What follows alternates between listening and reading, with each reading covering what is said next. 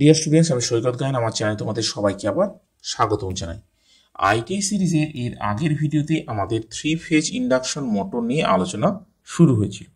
সেখানে আমরা 3 phase induction motor জানতে গিয়ে প্রথমে আগে 3 ফেজ সিস্টেম সম্বন্ধে অনেক কিছু জেনেছি। তোমরা যদি না দেখে থাকো গিয়ে আমার প্লেলিস্ট থেকে অবশ্যই দেখে নিই। তা আজকে আমরা এই ভিডিওতে 3 ফেজ যে ইন্ডাকশন মোটর, সেই মোটরের কনস্ট্রাকশন সম্বন্ধে বা তার গঠনগত দিকগুলো, আমরা কী কী পার্ট নিয়ে গঠিত বা কোন পার্টের কী কাজ, সেই বিষয় নিয়ে বিস্তারিতভাবে আলোচনা করব। তো তোমরা ভিডিওটি আগে দেখতে থাকো এবং আমার চ্যানেলে যদি কেউ নতুন এসে থাকো আমার চ্যানেলটি অবশ্যই সাবস্ক্রাইব করো এবং পাশে বেল আইকনটি ক্লিক করতে ভুলো না, যাতে নতুন ভিডিও যে নোটিফিকেশন তোমাদের কাছে সবার আগে পৌঁছে যায়। এখন কনস্ট্রাকশন বুঝতে গেলে দুটো পার্ট রয়েছে ইন্ডাকশন মোটরে। দুটো পার্টের মধ্যে প্রথম যে পার্টটা রয়েছে সেটা হচ্ছে স্ট্যাটিক পার্ট, সেটাকে আমরা স্টেটর বলে থাকি। আর দ্বিতীয় যে পার্টটা রয়েছে সেই পার্টটা হচ্ছে রোটেটিং পার্ট বা সেটাকে আমরা রোটর বলে থাকি। এখন স্ট্যাটিক পার্টের মধ্যে আমরা কিছু কিছু ভাগ রেখেছি। এখানে দেখো আমরা 6টা জিনিস এনলিস্টেড করেছি। আর রোটেটিং পার্টের মধ্যে এখানে আমরা 4টে জিনিস এনলিস্টেড করেছি। তা পরপর আমরা এই বিষয়গুলো আলোচনা করছি, তোমরা মন দিয়ে দেখতে থাকো। খুব ইজি ব্যাপার, একটু দেখে নিলেই তোমরা বিষয়গুলো বুঝতে পেরে যাবে। তা প্রথম যে স্ট্যাটিক পার্ট, সেই স্ট্যাটিক পার্টের মধ্যে ফার্স্টে যেটা রয়েছে সেটা হচ্ছে ফ্রেম। এখন এই ফ্রেম জিনিসটা হলো বাইরের যে রিজিড সিলিন্ড্রিক্যাল অংশ রয়েছে, অর্থাৎ যেই জিনিসটার কাজ হচ্ছে পুরো মোটরটাকে প্রোটেকশন দেওয়া, সেই অংশটাকে আমরা ফ্রেম বলে থাকি। এরকম টাইপের গোল একটা সিলিন্ড্রিক্যাল অংশ হয়ে থাকে, হ্যাঁ, তার নিচের দিকে দুটো পায়া থাকে। এই যে অংশটা, সে বাইরের যে অংশটা, এই অংশটা হচ্ছে ফ্রেম। মূলত কাস্ট আয়রন জিনিসটা তৈরি করা হয়ে থাকে, তবে নর্মাল ক্ষেত্রে এরকম কাস্ট আয়রন গোল একদম সিলিন্ড্রিক্যাল রিং একটা তৈরি করা হয়ে থাকে পাত দিয়ে। এখন যদি বড় মোটর হয়ে থাকে, বড় মোটরের ক্ষেত্রে কী করা হয়, যে ছোট ছোট অংশ এরকম টুকরো টুকরো তৈরি করে সেটাকে ওয়েল্ডিং করে গোল সিলিন্ড্রিক্যাল আকারে শেপ দেওয়া হয়ে থাকে। তো ফ্রেমে মূলত জিনিসটা কি করা থাকে, ফ্রেমের মধ্যে আমরা বাদ বাকি যে জিনিসগুলো, পুরো জিনিসটাকেই আমরা অ্যাসেম্বল করার জায়গাটা পেয়ে থাকি। এখন এই যে ফ্রেমটা রয়েছে, এই ফ্রেমটার বাইরের দিকে অনেক সময় কিছু ফিন্স বা এরকম পাতলা পাতলা শিটের মতো এরকম লম্বা লম্বা দেওয়া থাকে। এরকম এই যে ফ্রেমটা হয়ে থাকে এরকম, এই ফ্রেমের বাইরে এরকম টাইপের লম্বা লম্বা ফিন্স লাগানো থাকে। ফিন্স লাগানো থাকে এই কারণে যে মোটরটা তো মেকানিক্যাল জিনিস, এই মেকানিক্যাল জিনিসটাকে যখন অনেকক্ষণ ধরে চালাবো তখন এর মধ্যে একটা হিট এনার্জি প্রডিউস হয়, অর্থাৎ যে মোটরটা গরম হতে থাকে। এখন এই গরম হতে থাকলে সেই গরমটাকে একটু ঠান্ডা করার ব্যবস্থা করতে হবে। ঠান্ডা করার জন্য এই ফিন্সগুলো থাকে, যার মধ্যে দিয়ে একটু এয়ার পাস হলে এখানে যে মোটরটা রয়েছে সেই মোটরটা একটু আমরা ঠান্ডা রেখে জিনিসটাকে অপারেট করতে পারবো দীর্ঘ সময়ের জন্য, তাতে মোটরটার ক্ষতি কিছুটা কম হবে। তাই এই হলো ফ্রেম সম্বন্ধে তোমাদের যেটুকু বলা। তোমরা বইটা পড়লে আরও একটু বিস্তারিত জিনিসগুলো পেয়ে যাবে। আর একটা বিষয় হচ্ছে, এই ফ্রেমের ওপর দিকে একটা এরকম আই বোল টাইপের জিনিস থাকে। সেই আই বোলটার কাজ হচ্ছে ফ্রেমের ওপরে জিনিসটাকে আটকানো থাকে এবং এই আই বোল দিয়ে আমরা মোটরটাকে ওঠানো নামানো কোনো জায়গায় নিয়ে যাওয়ার জন্য, সেই জন্য কাজে এই আই বোলটা ব্যবহার করা হয়ে থাকে। আর তার বাইরের দিকে আমাদের আরও অনেক কিছু জিনিস থাকে, সেগুলো আমরা পরবর্তীকালে আলোচনা করছি। নেক্সট যে জিনিসটা স্ট্যাটিক পার্টের মধ্যে রয়েছে সেটা হচ্ছে স্টেটর কোর। খুব ইম্পর্টেন্ট জিনিস। স্টেটর কোরটা হচ্ছে এইরকম টাইপের যে জিনিসটা দেখছো, একে আমরা স্টেটর স্ট্যাম্পিং বলে থাকি।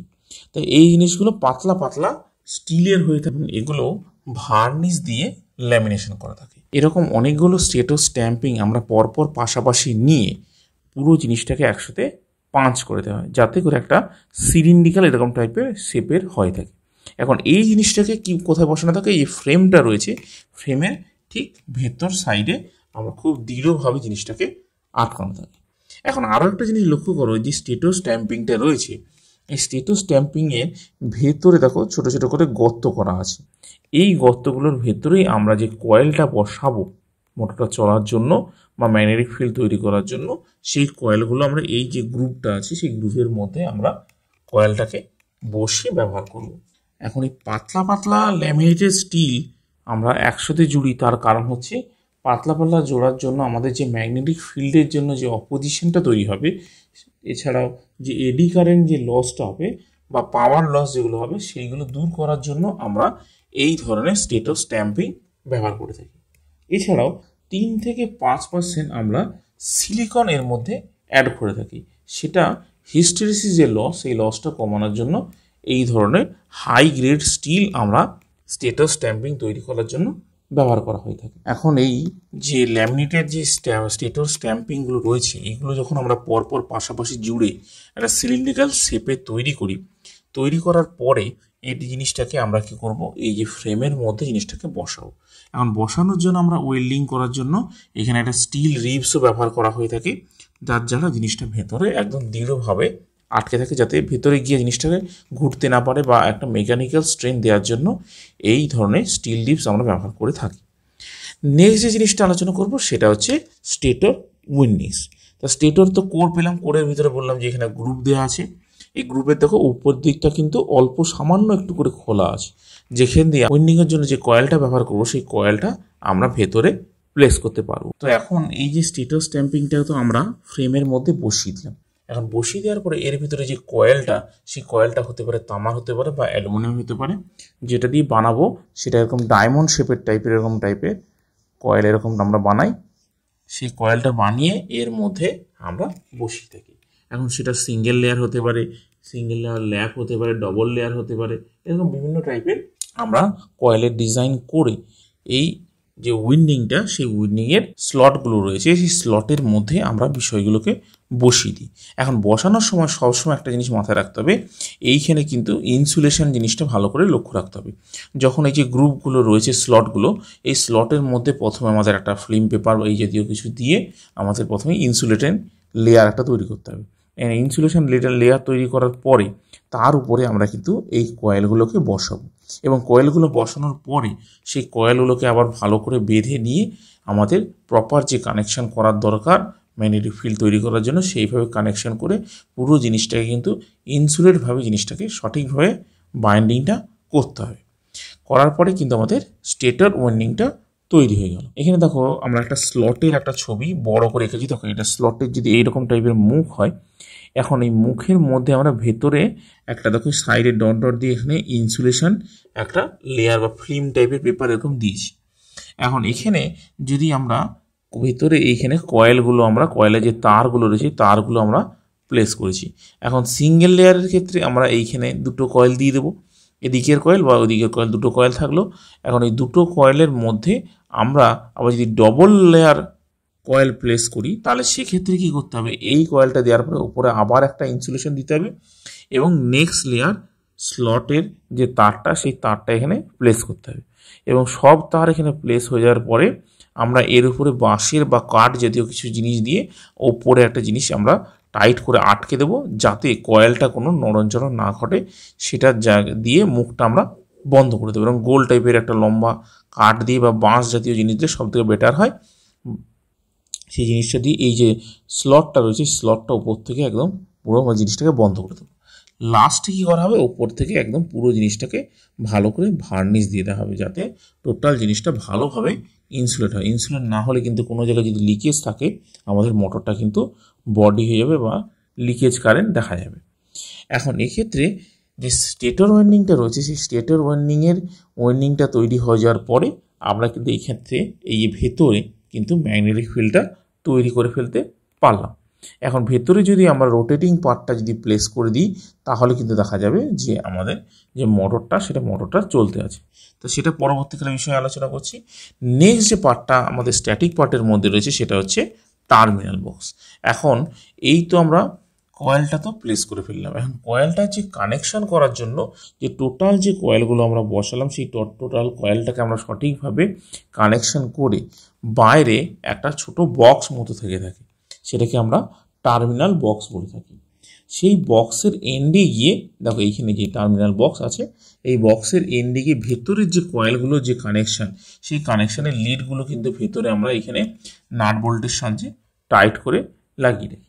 মোটরের যেরকমভাবে ডিজাইন হবে, সেটা স্টার কানেকশন হতে পারে, ডেল্টা কানেকশন হতে পারে, সেক্ষেত্রে আমাদের কানেকশানটা বিভিন্ন রকম হয়ে থাকে। মূলত ধরো এরকম তিনটে 6টা টার্মিনাল থাকলো।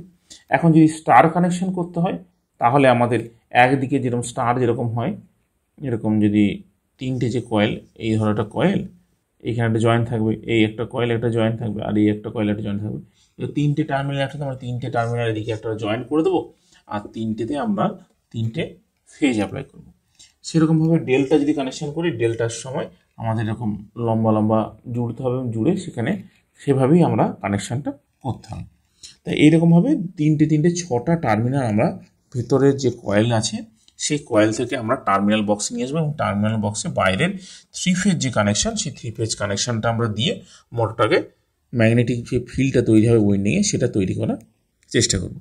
এখন এই যে 6টা টার্মিনাল বললাম, কোনো মোটরের ক্ষেত্রে তিনটে 6টার জায়গায় আরও 3টে টার্মিনাল আমরা বাইরের টার্মিনাল বক্সে দেখতে পাই 3 ফেজ ইন্ডাকশন মোটরের ক্ষেত্রে।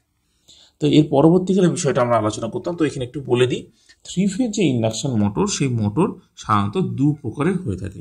একটা হচ্ছে স্কুইরাল কেজ ইন্ডাকশন মোটর, আর একটা হচ্ছে স্লিপ রিং ইন্ডাকশন মোটর।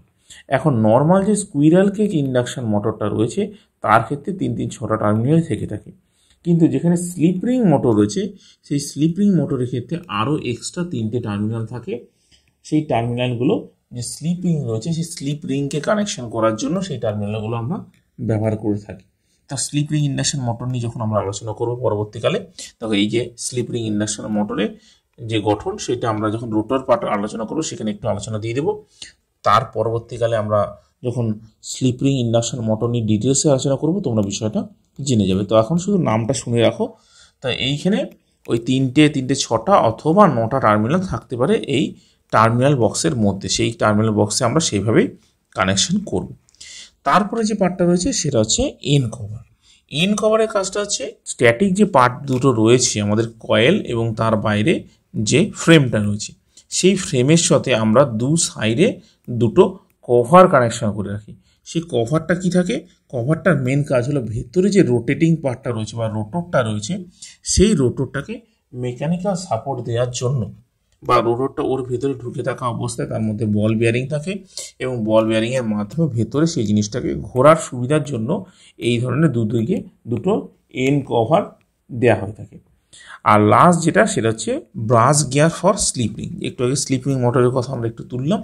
তা স্লিপিং মোটরের ক্ষেত্রে সাধারণত এক্সট্রা ব্রাশ গিয়ার বলে একটা জিনিস থেকে থাকে। তো সেটার কাজ হলো যে স্লিপিং মোটরে এই দেখো রোটেটিং পার্ট, এই রোটেটিং পার্টটা আমরা একটু আলোচনা করছি। এখানে দেখো 3টে স্লিপ রিং রয়েছে। এই স্লিপ রিং 3টের সঙ্গে কানেকশন দেওয়ার জন্য এর উপরে ব্রাশের কানেকশন থাকে, এবং ব্রাশের মধ্যে আমার উপরে কার্বন দেওয়া থাকে, এবং কার্বন দিয়ে টোটাল একটা মেকানিক্যাল জিনিস এখানে ফিটেড করা থাকে। মেনলি স্লিপ রিং মোটরের ক্ষেত্রে এই ব্রাশ গিয়ারটা তোমরা দেখতে পাবে, কিন্তু তোমরা স্কুইরাল কেজ ইন্ডাকশন মোটরের ক্ষেত্রে এই জাতীয় ব্রাশ গিয়ার তোমরা দেখতে পাবে না। তাই এই হলো স্ট্যাটিক পার্ট যেগুলো রয়েছে, সেই স্ট্যাটিক পার্টে মূলত এই টাইপেরই 6টা জিনিস থাকে। এছাড়াও আরও অনেক জিনিস থেকে থাকে, ফ্যান থাকতে পারে বা আরও কোনো ফ্যানের কভার থাকতে পারে। এগুলো একটা আলাদা ছোটো জিনিস, সেগুলো তোমরা কোনো একটা মোটর দেখলেই তোমরা দেখতে পাবে, এবং ছোটো অনেক স্ক্রু ট্রু এগুলো থাকে, সেগুলো এখানে আলোচনার বিষয়ের মধ্যে ফেলছি না। মূলত এই স্ট্যাটিক পার্টের মধ্যে এই 6টা অংশই আছে। তো নেক্সট যেটা আছে সেটা হচ্ছে রোটেটিং পার্টের দিকে। এখন রোটেটিং পার্টের মধ্যে মূলত এই 4টে জিনিস থাকে। 4টে জিনিসের মধ্যে প্রথমটা হচ্ছে রোটর কোর, দ্বিতীয়টা হচ্ছে রোটর উইন্ডিং, তৃতীয়টা হচ্ছে শ্যাফট, এবং 4 নম্বর হচ্ছে slip ring for only slip ring মোটরের ক্ষেত্রে। তো স্লিপ রিংটা কি সেটা আমরা একটু আগেই তোমাদের দেখিয়ে দিলাম। এই দেখো এরকম টাইপের 3টে রিং কপারে থাকে, সেটা মোটরের যে রোটেটিং যে শ্যাফট রয়েছে সেই শ্যাফটের উপরেই কিন্তু ইনসুলেটেডভাবে বসানো থাকে। তা এই হলো স্লিপ রিং। নেক্সট আসছে প্রথমের যে অংশটা, সেটা বলে দিই রোটর কোর। রোটর কোরটা হচ্ছে বাইরে আমাদের যে স্টেটর উইন্ডিংটা রয়েছে বা স্টেটর কোরটা রয়েছে, সেই স্টেটর কোরের মধ্যে যে জিনিসটা ঘুরবে ভেতরে, এইরকম টাইপের একটা জিনিস থেকে থাকে, এবং তার মাঝখান দিয়ে একটা শ্যাফট দেওয়া থাকে। হ্যাঁ, এখন এই শ্যাফটের উপরে রোটর কোরটা প্লেস করা হয়ে থাকে। এখন রোটর কোরটা তৈরি করার জন্য একটু আগে যেরকম আমরা স্টেটর স্ট্যাম্পিং তৈরি করেছি পাতলা পাতলা শিট দিয়ে, রোটর কোরটাও কিন্তু সেইরকমভাবে পাতলা পাতলা শিট একসাথে ল্যামিনেটেড করে আমরা কিন্তু এই ধরনের রোটর কোর তৈরি করে থাকি। পুরোটাই কিন্তু একটা সিলিন্ডারিক্যাল শেপে দেখতে পাচ্ছ, এবং তার ভিতর দিয়ে একটা শ্যাফট আছে। এখন এই যে কোরটা রয়েছে, এই কোরের ভেতরে কিন্তু সরু সরু গর্ত করা থাকে। এর ভেতরে একদম শেষের দিকে এরকম লম্বা লম্বা স্লট আছে। এই স্লটের মধ্যে দিয়ে অ্যালুমিনিয়াম আমরা বার ঢুকিয়ে রাখি এবং বার ঢুকিয়ে বাইরে থেকে আমরা জিনিসটাকে শর্ট সার্কিট বা শর্ট করা থাকে, এদিক দিয়েও শর্ট করা আছে এবং ওদিক দিয়েও আমরা শর্ট করে রাখি।